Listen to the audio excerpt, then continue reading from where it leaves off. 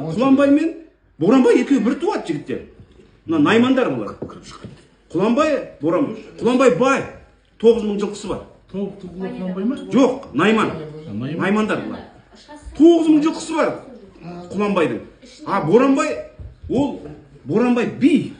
Атбегі, сыншы. Атбегі мен сыншының арасы екеуі жер мен көктей, жігіттер біліп алыңдар оны. Атбегі сыншы дейді. Алла тағала Боранбайға бүкіл өнерді үйіп төгіп бере салған ғой. Өнер бере салған. Сонда Құланбайға хат жазды дейді. Боранбай ағасына. Биіктік өзімдей болсын дейді. Биік қой. Ағасы биік қой. Биіктік өзімдей болсын дейді. Местігі өзімдей болсын дейді. Желігенде екпінен желесі аяны Қазыбектің сөзіндей болсын. Құлағы қамыстай болсын, ерні талыстай болсын. Екі көзі ботаның көзіндей, шекесінің арасы қарыстай болсын дейді. Қабағы бүркіттің қабағындай, шықшықты бураның сағағындай болсын. Жылқың қыздың ішінен осындай тай табылса, үкіме менің қойған талабындай болсын дейді. Не қалды? Жануардың жалы жебектей, қасқатысы күректей болсын дейді.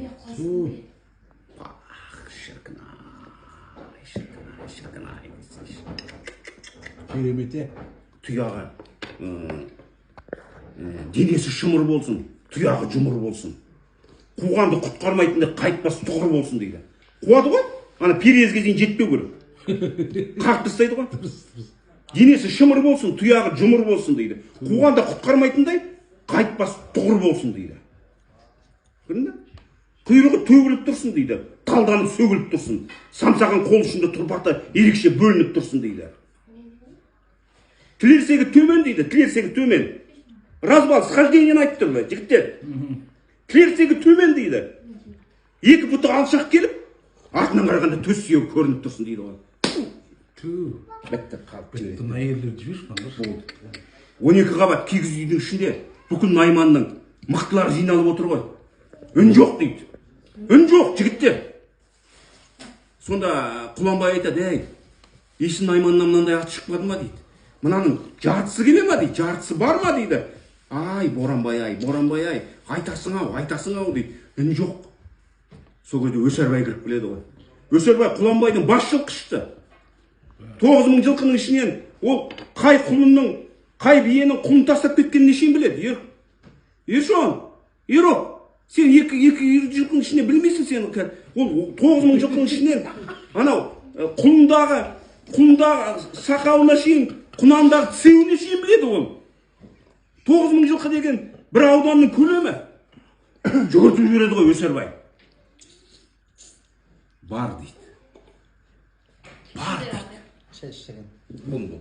Әкесі қазақтың қағанаты, шешесі түркменнің теке жауынтығы дейді.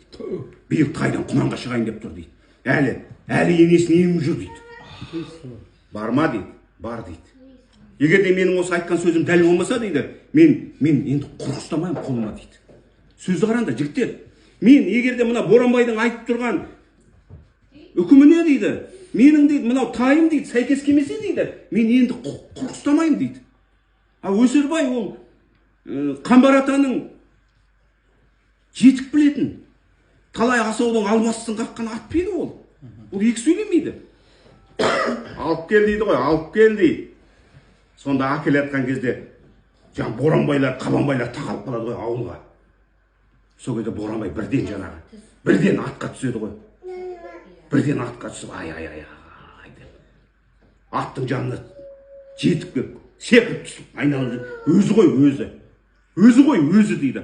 Аты қалай аталады аты депті. Ардемген депті. Ардемген деген ат жараспайды. Ол бойдақтардың қызғырғынға мінетін аты. Батырға жараспайды. Қуас болсын дейді.